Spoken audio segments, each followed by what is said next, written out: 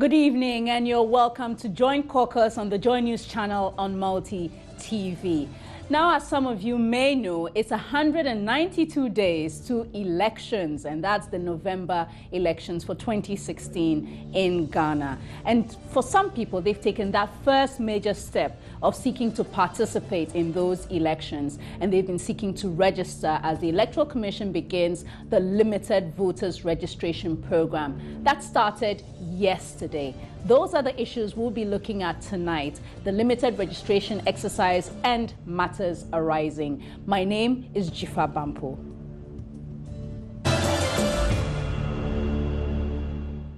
And you're welcome back to the Joy News channel on Multi TV. And as a lot of you will know, if you're thinking about elections, then things are beginning to gather pace as the limited voters registration exercise had begun yesterday. It runs till Sunday, the 8th of May. But now let's join Evans Mensah and the rest of the team as they are at the Korle Klottey constituency, where the Joy Ballot box is taking place. Everyone has gathered at the Mall for that event, and it features the parliamentary candidates for the NPP, the NDC, and the PPP, as well as people who will be asking questions and the issues that matter in the elections, which will be discussed. So let's join our team at the Mall, Evans Mensah and Francis Aban, for that live event.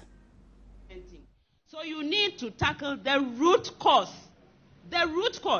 because if you don't, inflation will keep climbing, the cedi will keep falling, productivity will go low, and there will be no development. That is equal to not fixing the economy. The economy is not the money in the bank.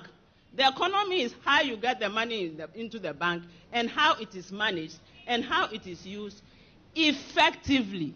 This is what we are talking about. So when you ask about the economy, it's not just about touching here and touching there. It's about dealing with the root cause that is bringing the economy down.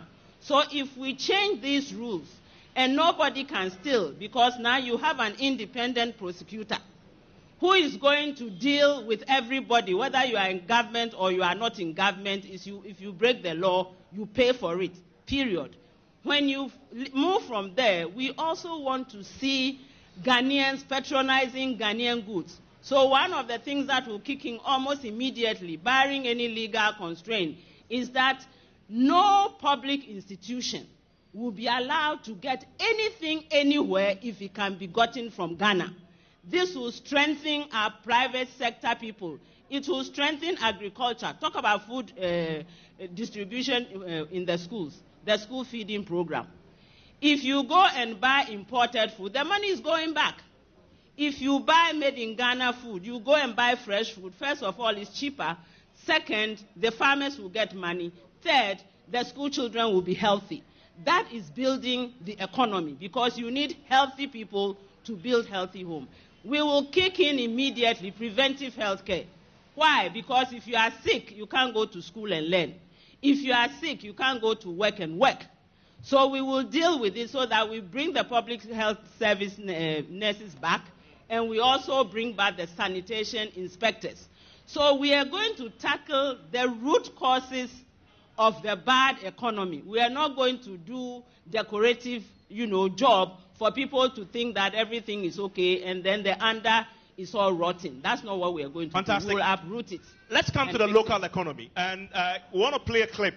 I said earlier, and this is typically a Ghana community. Korle Klottey is a Ghana word, and I was born in Adabraka. So we decided to go to the coastal areas because, as you know, there are a lot of fisher folks. Exactly. Here. Now, let's hear what we got. A sample of views. We spoke to plenty, but just sample the few. I wanted to listen.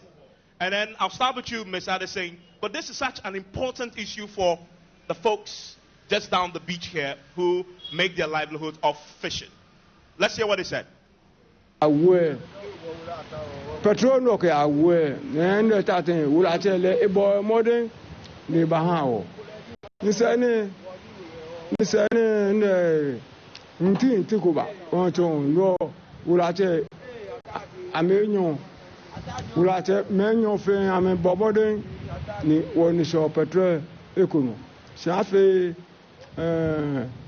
ochie nyokan bi on shako kuno on chon Adanle je hu juni amengba na insho en woko te wo na lu meaning bani na adanlele minji adanlele ni Chinese bi alele ku fishing boat fishing trawler Chinese be a fishing trawler no bani na amengba na o kaji wo te wo yes wo sha lu e ami ake ya anye je mo woko te wo na lu ne ke na agbane no bi o ni ke fon onu pa ahin o ke fon pa ahin ke je afi baba o ni 60 le bi na mi fi o na kan mi fi o ke wo we ye alo to mi obi o mi ni ke isebe ni wo ka ame amaga shi o an ba chu ni an ba chu na ba 60 le na kan mi fi o lolo le ke na agbanele e kan shi echere san na chu ni mene aga mi fit ensure aga lo bibi fe san le san na mi dun ama mi dun ami ki chuchupo ne ge lo bibi na mi dera ni ko te wo mene na lo onyo sha lo an po ni ade kan wo kan ji la ka sa de kan ni nyi ejo wo sha bo etan bo enyo ko sha kwa nyo sha bu ku mi ke fa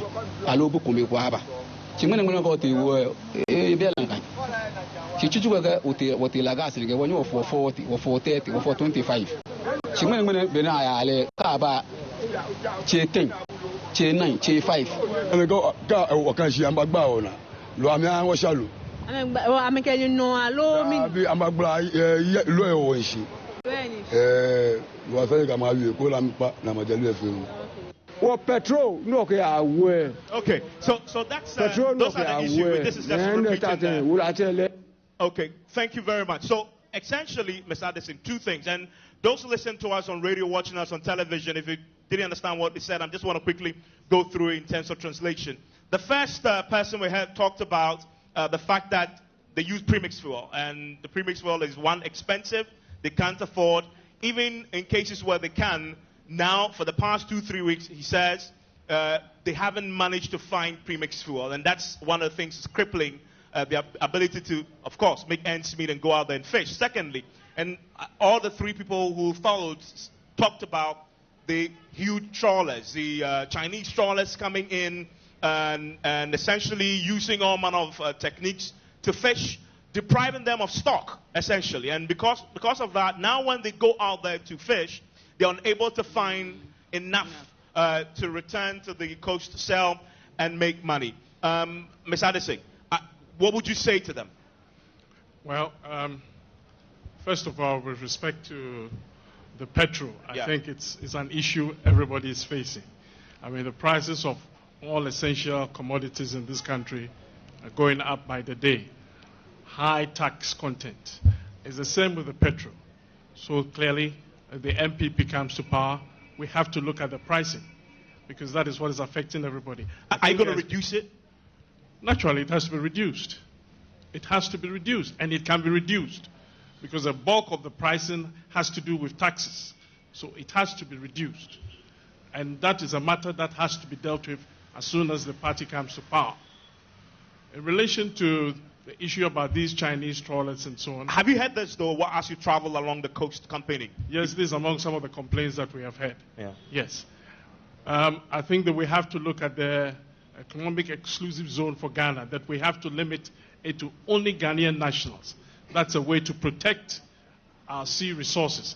Otherwise, like it's happening now, the fishermen will go, they will not get anything, because these huge trawlers come with nets which actually are not approved nets, because they're the kind of nets that takes everything in the sea. Forgive me, I have a question. You say exclusive zone for only Ghanaians. For only Ghanaians. But there are ECOWAS protocols. How are you going to circumvent that?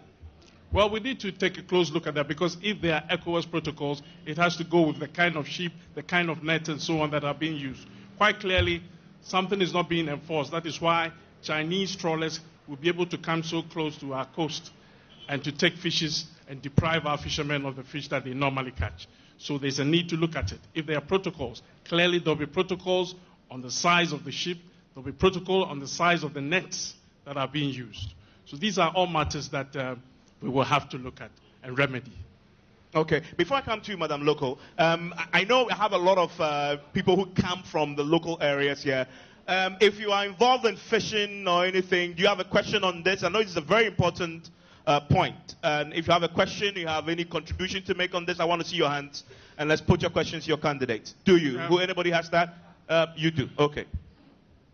You haven't heard from Madam Local, so you want to follow up on I guess my question is a general question to both of them, so anyone can pick it up. Good evening, aspirants. Good evening. Good evening. Talking about the premix fuel, the first one they're talking about. Some of us have come to understand or believe that the premix fuel is now a political product. Now, when we say it's a political product, it serves either party in power because it's something that is being done and the proceeds used to help the fisher folks along the line. We know the game has been played since '92. It goes along with the Abbott motto. That's what they call the ahead. Currently, the ahead is the Abbott motto. Now, we know the current government is giving them on subsidized prices.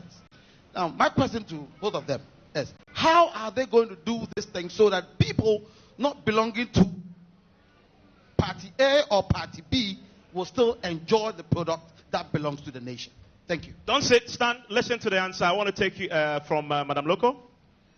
Well, I think it's a very simple thing. We are all Ghanaians anywhere we go, but in our own country, at least we should favor ourselves. That's what all the so-called developed countries have done. So it means that if we have policies or regulations to manage this premix, we will have a look at it and review it and fix it. Because definitely the fisherman is not going to be able to pay for all these things. And is not going to be sitting there and looking at his wife and children when he doesn't have enough food to sell. So one of the first things that we can do as soon as we get into office is to look at the distribution network to start with. Who is distributing this petrol? Is it a government agency? Has it been given to private sector? Are the fishermen involved? I'm raising all these questions because at the end of the day, it's how it is distributed that will decide whether some people get it or not. And I'm talking about this with some knowledge in other areas, that when you have forms to complete to get something from government, it is given to MPs. That practice will be stopped. So no longer should MPs be given anything that is being provided by government. If there's a form, it should be in an open place where it's transparent for people to complete. Number two, if we have a fishermen association, we should work with them hand in hand, not tell them what to do, but work with them so that they have control over what is happening to their livelihood. Plus, in a good country which is developing, you also have to look at some of these factors that affect a particular sector of the economy, which means that we will be able to say that from now on, this is how we are going to deal with premix. And the law will be enacted so that if any other person uses or misuses the petrol or goes against those rules, they will be dealt with immediately. At the end of the day, as a government, we have to support the fishermen. Because I don't know who in Ghana who doesn't eat fish. And fish is a good source of energy and other things for a human being. So we have to make sure that we are supporting them from the beginning. If it is through loans, if it is through grants, but that has to be managed transparently so that everybody have access to it. So this is, I think, the fastest way we can deal with this, through review, new laws, and then support, direct support to the farmers. And you go in there by yourself. You don't go and fill forms through an MP or through a DCE. You go there as a fisherman with your own support to go and get the service that government is providing for you. Then we can end this political premix situation. Thank you, Madam Loco. I'm hitting right back at you again. Mm-hmm. In your submission, you did made it clear to us that in order to solve a problem holistically, mm-hmm. you need to know the root cause of it. Exactly, that's the review. Thank you very much. Mm-hmm. Do you know how the premix fuel is being distributed along the coastal line? Or you want me to explain to you? Well, I know, but you can also explain. Good. The root cause, mm-hmm. one, this is free, how do you call it? consultation. The problem we have with the coastal belt is simple. Most of the fishing folks, the fishing canoes, are supposed to be registered so we know the XY number of fishing boats at each landing beach. This education doesn't go down there. So the government, most of the time, doesn't know how many fishing boats you have at a particular landing beach. So it happens that when they send the premix to the landing beach, it's either more or less, and always creates a problem. So that should be the first problem that you should be able to handle. Well, that's what the review will help us to do, even if but I just taught you that, so yes. you just point it. And there are two candidates, so I mean, yes, that's good. Yes. You've made your statement that good. This is how it happens. Good. I know there are other factors, but good. Yes, with this kind of situation, if we review, we'll find out that this is what is happening. But once we know what is happening, we'll institute the law. You see, part of the problems in Ghana is that we have very good laws in so many sectors, but we don't implement properly. We don't monitor, we don't evaluate, we don't implement properly. And that is the root cause of all what you've said. This is the root cause. But if you have institutions, that's why I'm so happy people have brought up the issue about strong institutions. If you have institutions that are well-resourced, that have competent people, that are empowered to do their work without interference, this thing will not happen because they will know, and immediately they will adjust to fit the problem. And then you won't have MPs distributing premix because they tell their people when to go and they don't care about whether it's more or less. That will not happen under Papa Kwesi Ndu. It can't happen. Good. Before I get to Dr. Addison, Lawyer Addison, Madam Loco, like I'm saying, I agree with you perfectly what you're saying.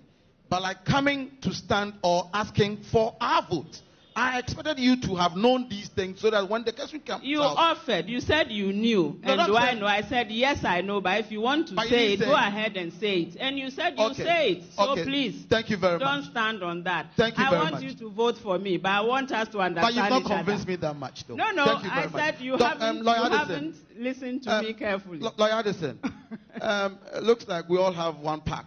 We eat a lot of fish. But I want to ask one simple question.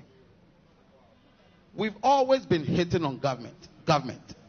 And I believe being a legislator or being a lawmaker yourself, I mean, he is a lawyer. Yeah. I'm saying he is a lawyer. Let's say, so he really understands who governments are. It's me and him. So I'm trying to ask, why do we always hit on government, knowing very well that the problem comes from us? Well, I don't know what problem you're talking about that it comes from us. You recall that your earlier question had to do with politicization of premix. Good. Now, clearly that is not a problem coming from us. It's a problem coming from the government. They have politicized it. And you asked what we're going to do. We have politicized it. Oh, I see. Now we know. Because it didn't start from this present government. You have politicized it. No, I'm saying we. If I say we, all present and past governments. Because this premix issue, this is not the first time it's happened. But do you realize that you are telling us that nobody is being able to fix the problem, right? Including the current government. So it is a government issue because we're just talking about institutions. If you are a government, you have control over your institutions. I want to hear Ms. Addison. Ms. Addison, please go on. He said it was politicized. Now he's telling me that it has started from time back. All governments have been involved. What I can say is that it's an issue bordering on integrity. And if an MPP government comes, we have men of integrity. We are led by a man of integrity. So specifically, how would you depoliticize the premix fuel matter? Because we all know it's deeply political. He himself has outlined the arrangements for the premix. Why is it not being followed? Why is it that these premixes are being channeled to political friends and so on? Everything has been outlined. The boats are supposed to be registered. They're supposed to know the number of votes at a particular landing site, and then sufficient fuel will be supplied there. But it's human beings that bring about these shortages. I remember when I started doing this job in 2003. It's the same problem you're talking about under the MPP. That was heavily politicized. Fishermen complained along the coast here in Klottey. It's continuing under this government. We just had the people say. Papa Kwesi wasn't there. The question to you, Ms. Adesina, now he's here. The people want to hear something different, something specific as to how you depoliticize this huge resource that they use to make a living. Because it's a new team coming in. I'm saying that it borders on integrity. Yeah. Otherwise, if we're going to say, oh, it happened in the past, then nothing will change. Nothing will change. But there's a new team coming in, and it borders on integrity of the people and the people in charge. The processes are there. We're just not applying it. And this is not the only sector. There's so many sectors that we have these problems because people have bypassed well laid down regulations. Ms. Addison, integrity is such a vague concept. You need to have specific, tangible steps that achieves that. Who you are appointing, what laws you are implementing to ensure that people as we are will break the law. So integrity, yeah, but it's such a vague concept. What are the specifics behind that? Integrity means apply the law. And if you fail to apply it, your superior applies it. What law will you apply in the premix 4 case to achieve the integrity? To ensure that all the vessels are registered, all the canoes are registered at particular lighted sites. Whoever is supplying the premix has a full complement of the fuel that is to be distributed, and whoever is doing the distribution does it on proper basis to all the fishermen. Okay. Equality. Thank you very much. I want to move on to the jobs quickly. I want to move on to jobs. I'll come to the other comments. But I want to hear. Go on, Ms. Anderson. And well, we're talking about fishermen, and maybe there's some people here who would like to speak Ga.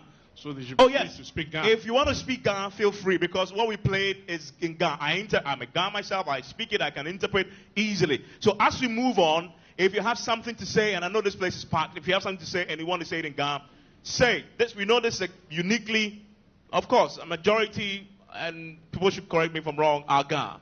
I mean, we have it's cosmopolitan. I mean, we have everybody from everywhere else, but the coastal areas dominated by that. So if you want to speak, feel free. Let's do jobs, please. Francis, okay. Ballot box 1. Let's do jobs. Manuel Heisenberg Saki says, 1. Only if I will be assured of a permanent job after my school. 2. Will vote when there will be a free scholarship for me after school in Ghana and continue abroad. And the third one, Evans, quite a funny one. He says 3. 1 cool Range Rover will do.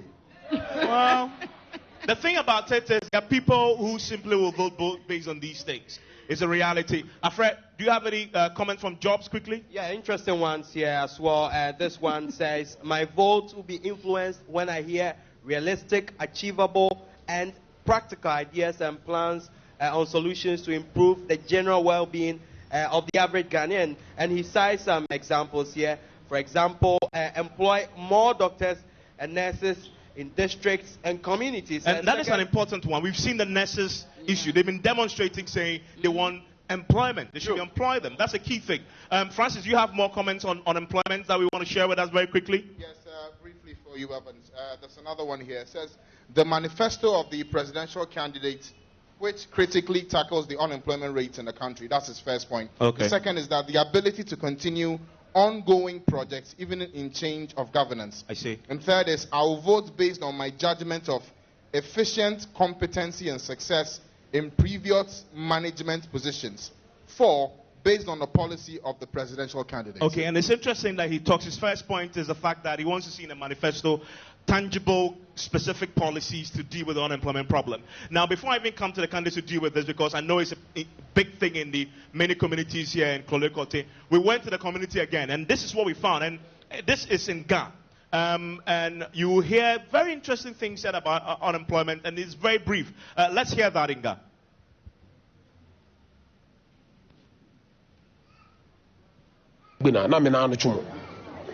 I'm a tuning.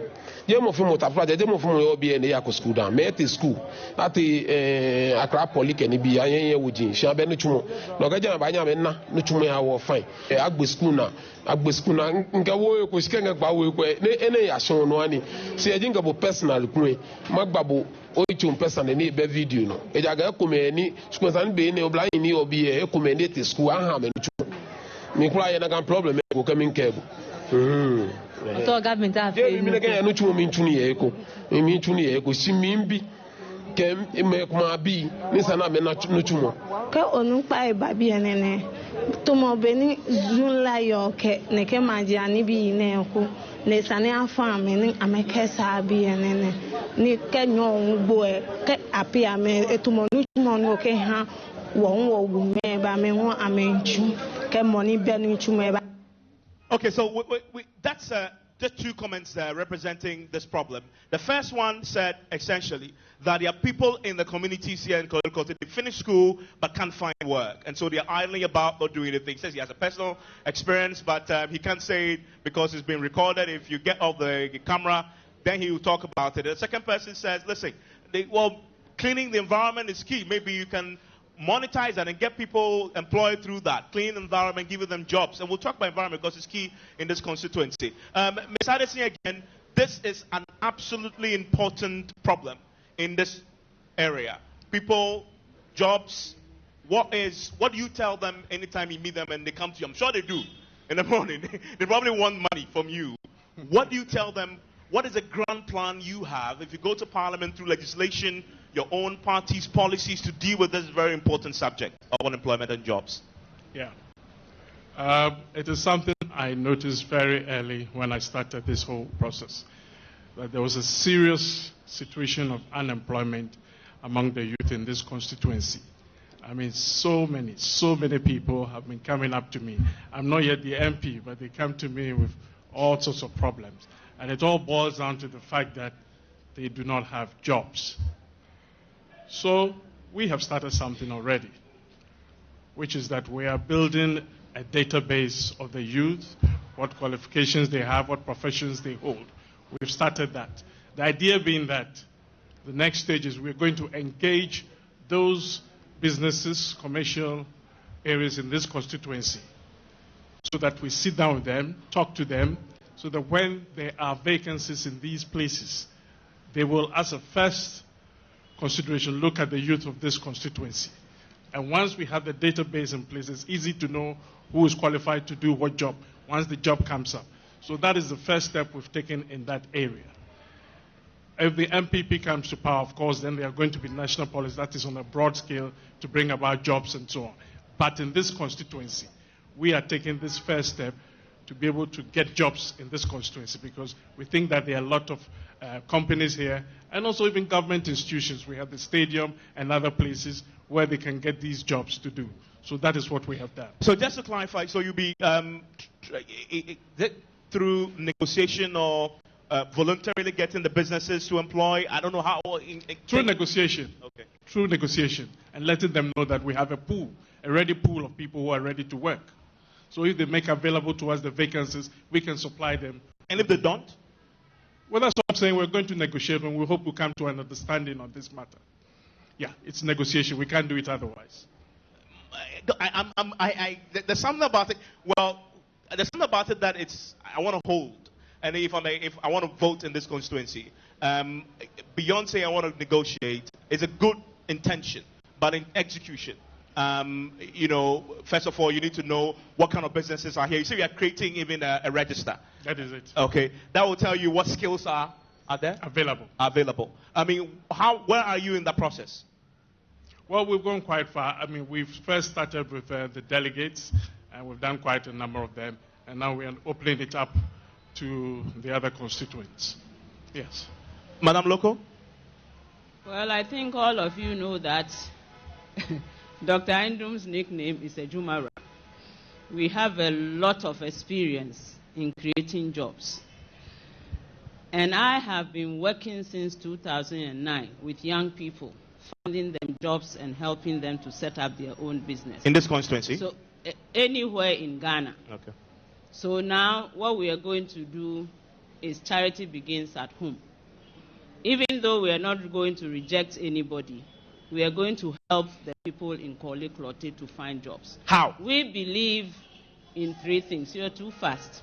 We believe in three things. Government creates jobs. The existing private sector creates jobs. And the youth entrepreneurs create jobs. We have ignored the youth entrepreneurs. We have no proper support for them. Whatever is there is spread so thin we can't see the results. We are going to support the youth entrepreneurs in a very practical way. As I sit here now, we've already started the process to help somebody to start their business in terms of educating people in certain, educational policies, which we found was very useful. And this is a young man. There's another young man who has designed his own health drink, which has been passed by the states, by Malaysia, and so on. We are helping him to start a beverage distribution business. And we will continue. This is not something new. We believe that if we get the youth, create jobs for the youth, most of the unemployment will disappear. And our formula is very simple. You get one young entrepreneur, you assess them, you build their capacity, and you let them start building their business right away by giving them the little things that they need. Let's even take Kelewele. You get them the plantain, the bowls, the this and that. And I must admit, they sell some of the finest Kelewele in this constituency. I'm from Osusu. Yeah, very fine. The finest Kelewele anywhere in Ghana. The best Kelewele at one time was at Adabraka. Yeah. I'm a Kelewele eater. So basically, we make sure that this person has the implements and things that he or she needs. And then once you give them this and they start, you know that they can't do it on their own. They will need a maximum to start with, a maximum of 4 people to start with. So immediately 5 people are off the unemployment list, okay?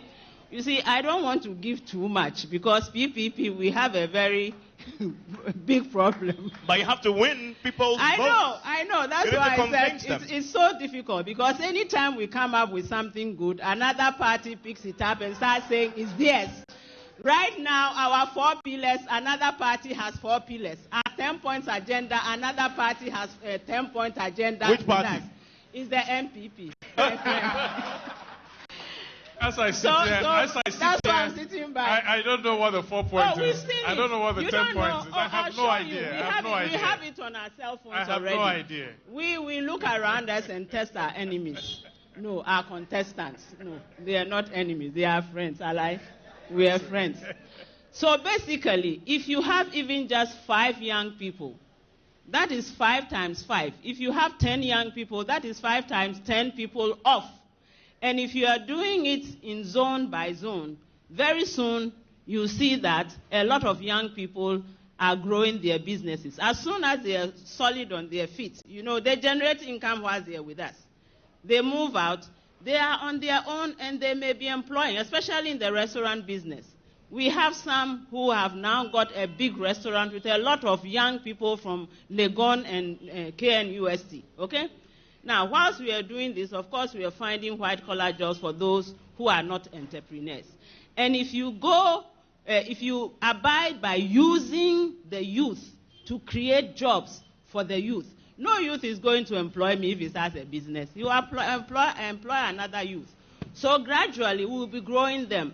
Then we will go into proper agreements with people in the constituency, the private sector people and government institutions. In this constituency? Yes, in this constituency. And what we tell them, and definitely at some point it can be turned into a national law, that if you are a private sector or government institution in a particular community or constituency, you have to patronize at least a fixed percentage. A quota system of a sort. Yes, for young people. So if you want to buy shoes, okay, you buy 100 shoes. At least you can buy 10 from a young shoemaker in the constituency. This way, they are guaranteed patronage. And all of us, at least what we do in my NGO, is that whatever any young person is doing, all of us are forced to use that person, but we force that person to also improve on their quality. These are just one way. I mean, I won't go through all that, but these are very practical ways of getting the youth to create jobs, while the private sector is creating jobs. Let me get the audience while to government is also creating jobs. There's something you said that sounds very familiar, like to what Mr. Adis, about engaging the businesses. No, we are not going to engage them. You know what I'm coming at? Your suggestion that they've stolen your idea. No. Don't mind me. Don't mind me. I won't mind you. Let me hear comments from the audience. Elting? I'll come to you. My name is Albert, and I hope it's on jobs.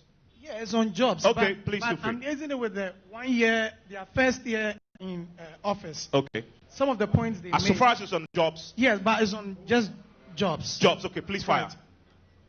This goes to Mr. Addison before I'll give Madam Eva her question. Mr. Addison, if I heard you correctly, you did say that in your first year of office, you will tackle agriculture, manufacturing, and some others. But I want to take the agriculture and manufacturing into the job creation aspect. How are the people of this community going to benefit from the agriculture? Because we in this community, we are more of fisher folks and more or less like cosmopolitan. Which part of the constituency do you come from? This constituency. Like which part of the constituency? I know there's Usu, there's Adabraka. I'm the Adabraka boy. I went to Star Avenue. So Adabraka, okay. Boy. Yeah. Adabraka. Okay. Go on. So my question is, how are you going to get the youth, as in me, to get myself involved in agriculture? And if it's the manufacturing too, at this level, I don't have the money to buy the big machines. How are you going to get me involved in the manufacturing area? Stand and listen to the answer. I want it to be very brief. I think that the answer was in relation to the economy as a whole. And the question was what we were going to do in the first 100 years to improve the situation. So it was not restricted to this constituency. Yes. So basically, it is not. But he's asking specifically now in the constituency. Elton, please give me the mic. In the constituency, he's saying that how do you convince him, for example, to engage in what? Agriculture. Give him the mic, please. I want him to have the mic. My question is, how are you going to get me as a youth to get involved in the national agriculture design that the MPP has? How are you going to get the youth of this constituency to get involved in that? How do you convince him that it's a good alternative? I mean, assuming you don't have any employment, and we're going to promote agriculture, we're going to make credit available, we're going to make seedlings available, we're going to make agriculture attractive. Why would you not take it up? How would you make it attractive? That's the question. How would you make it attractive? That's what I'm saying. That we're going to make credit available, we're going to provide seedlings, we're going to provide fertilizers, everything that will make it attractive. Okay. You're not getting any employment now. You're being offered this. Land has been offered to you. You will not take it up? Okay. Let me hear Mr. Loco. Madam Loco, hold on. Hold on. I want to hear more. I want to hear more voices. Madam Loco, briefly on this. How do you make it attractive to him? Please, my question was on the fish farming aspect. We are, okay. Yeah, so agriculture, I know you made mention of the ceiling, but then those of us at the coastal line. You're talking about the constituency-specific agriculture activity, agriculture, which is fishing. So how are you going to get some of us, the youth, the young guys, involved in fishing? In fishing, and what are the incentives that you're going to do to draw us to go into fishing? Okay. That's right. Interesting debate there coming from the Osumo on the Joy ballot box featuring the parliamentary candidates for the New Patriotic Party, lawyer Philip Addison, and the PPP's candidate, Madam Eva Loco. And you heard the last bit there. They're taking questions from constituents about what they can do to provide jobs in the agricultural sector, specifically the fisheries sector. And that's where we bring all this to an end for now. Next Friday, we'll bring you another edition of Caucus, which will be election specific. My name is Jifa Bampo.